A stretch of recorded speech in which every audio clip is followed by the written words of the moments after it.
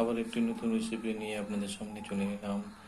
লাউ শাক, মুসুর ডাল আর টমেটো দিয়ে একটা রেসিপি। আমরা রেসিপি স্টার্ট করলাম।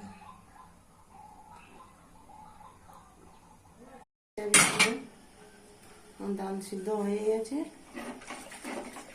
ঘটির সাহায্যে একটু উঠে দিই।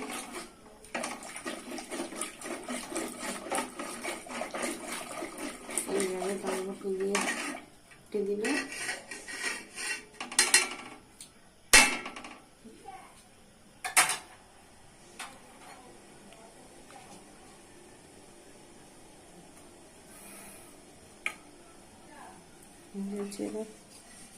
কড়া চাপিয়ে দিই।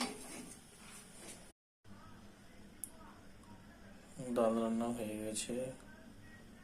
ভিডিওটি ভালো লাগলে আপনারা লাইক, শেয়ার, সাবস্ক্রাইব করবেন और পাশে থাকবেন, ফুল ওয়াচ করবেন।